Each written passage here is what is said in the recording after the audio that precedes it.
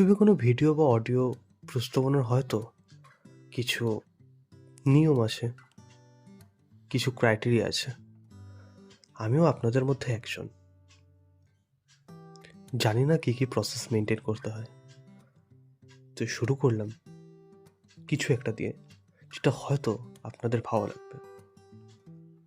অবশ্যই আপনাদের সাপোর্টটা আমার কাছে খুব ইম্পর্ট্যান্ট এগিয়ে নিয়ে যাওয়ার জন্য। আপনাদের ফিডব্যাক, আপনাদের রেসপন্স অনেকটা ইম্পর্ট্যান্ট, অনেকটা ম্যাটার করে। কারণ স্টোরিগুলো লিখছি আমি। খুব এক্সপিরিয়েন্স আছে তা বলবো না, চেষ্টা করি সাধারণ মানুষের লাইফস্টাইল তুলে ধরার। তো সেই জন্যই এই চ্যানেলটা তৈরি হওয়ার। হ্যাঁ, অতটা সাহিত্য হয়তো হবে না, প্রত্যেক দিনের লাইফ, প্র্যাকটিক্যাল লাইফ, সেটা নিয়ে আমাদের চ্যানেলটা।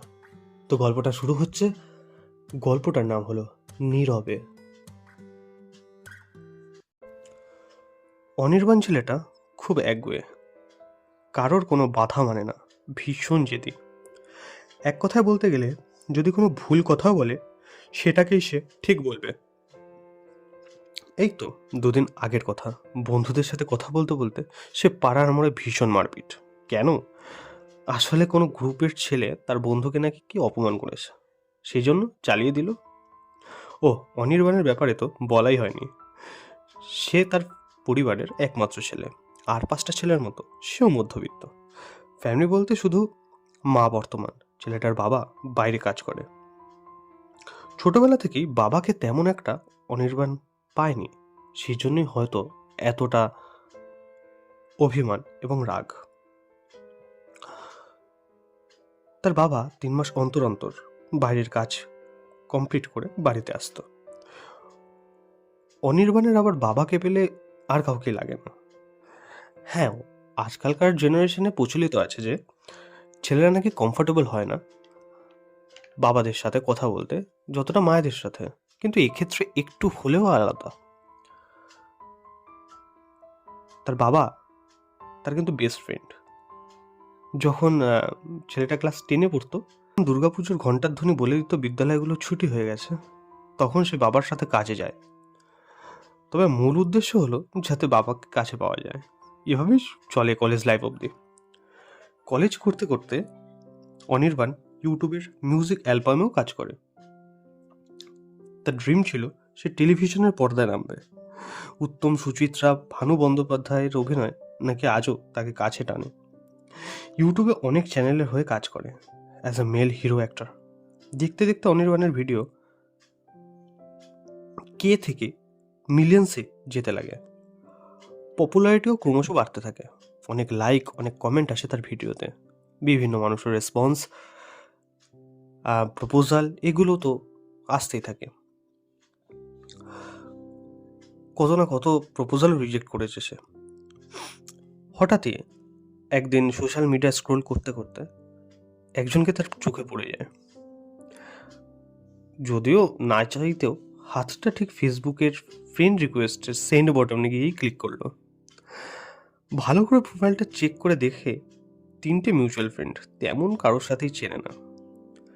সকাল 30-এর ফোনের কলিং বেলটা বলে দিল তার আজও শুটিং আছে, ওই যে কলকাতার সেই প্রিন্সেপ ঘাট লোকেশনে। অনির্বাণ প্রফেশনাল এবং পার্সোনাল দুটো জিনিসকে খুব আলাদা রাখে। না, কাজের সময় কোনো ফোন ধরে না, ইভেন ফোন চেকও করে না। ইউটিউবের ভিডিও শ্যুটটা কমপ্লিট করতে করতে ঘড়ির কাঁটা সন্ধে 6টা ছুঁই ছুঁই। এতক্ষণ পরে পেলাম ফোনটা, সোশ্যাল মিডিয়া ওপেন করতেই আরে এটা কি? সকালের সেই মেয়েটা না?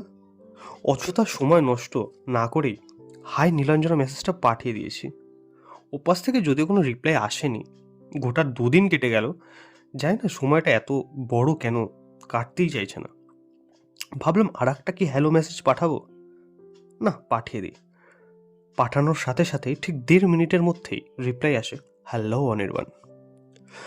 প্রতিদিনই প্রপোজাল আসতো আমার সোশ্যাল মিডিয়ায়, কত না কত প্রপোজাল রিজেক্ট করেছি। হ্যাঁ, অত ভালো ছেলেও নই, মিথ্যে বলবো না, 2-3 জনের সাথে ফ্লার্টও করেছি। আমি এতটুকু তো জানি নীলাঞ্জনা আমার অ্যাট্রাকশন। লাভ আমি কিছুতেই জড়াবো না। প্রচণ্ড পেইন সহ্য করতে হয়, যদিও আমি আজও কারোর সাথে রিলেশনশিপে যাইনি। নীলাঞ্জনার সাথে আস্তে আস্তে কথা বাড়তে থাকে। নীলাঞ্জনা তখনও বাচ্চাদের পড়ায়।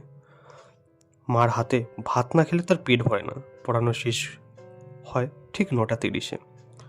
তখন থেকেই মেসেজে কথা বলা স্টার্ট হতো। যখন আমার ভিডিওর শ্যুট থাকতো না, আমিও দিব্যি কথা বলতাম। হ্যাঁ, সাথে অন্য মেয়েদের সাথেও কথা বলতাম, মিথ্যে বলবো না। কিন্তু যাই না, নীলাঞ্জনার সাথে অ্যাটাচমেন্টটা বাড়তেই থাকে, যেটা অন্য কারোর প্রতি আসছে না। কেমন একটা ফিল হচ্ছে ভেতর থেকে। আস্তে আস্তে রিপ্লাই দেওয়া কমে যাচ্ছে অন্য মেয়েদের সাথে কথা বলার। এভরিডে 3টে থেকে 4টে অবধি কথা বলতাম। স্টার্ট হয় বেসিক্যালি রাতে। কারণটা, রিসেন্টলি ও জয়েন করেছে শপিং মলে। কাছ থেকে ফিরতে ফিরতে সন্ধে 7টা বেজে যেত। আমিও শুটিংয়ে ব্যস্ত থাকতাম। ক্রমশ সময় যেতে না যেতেই সব কিছু কীরকম একটা গুলিয়ে যেতে লাগলো। কীরকম একটা ফিলিংস হতো যখন নীলাঞ্জনার সাথে কথা বলতাম। একটা আলাদা এক্সাইটমেন্ট, একটা আলাদা অনুভূতি, যেটা ডিসক্রাইব করা যায় না লেখায় বা বলাতেও, যেটা বুঝে নিতে হয়, ঠিক সেরকম। তো এইভাবে সময় কাটতে কাটতে অনেক কষ্ট করে বলে দিলাম, আই লাভ ইউ নীলাঞ্জনা। জানি না কেন, কিভাবে, but I felt feelings for you. Nilanjana চুপচাপ ফোনে কথাটা শুনলো, কিন্তু কোনো উত্তর দিল না। আচ্ছা, বড়রা বলেছে যদি কোনো ঝড় আসে তখন গাছপালা শান্ত হয়ে যায়। এটা কি সেরকম ঝড়? আচ্ছা, এরকম চুপ থাকাটা কি পজিটিভ সাইন নাকি নেগেটিভ সাইন? কেমন একটা ভয় লাগছে, হঠাৎ এতটা চুপ। জানি না কি বলবে। খুব কি তাড়াতাড়ি বললাম? সবে মাত্র 14 দিন কথা হচ্ছে। জানি না।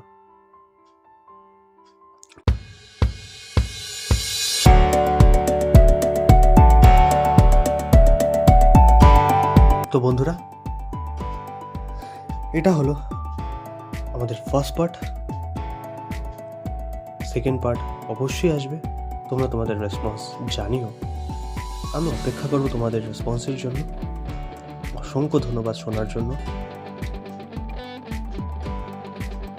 এই সপ্তাহের মাঝখানে এর সেকেন্ড পার্ট ইউটিউবে আপলোড হবে। তোমরা জানো কেমন হয়েছে। ভালো থাকবেন, আশেপাশের মানুষদের যত্ন নেবেন, সুস্থ থাকবেন। বাই।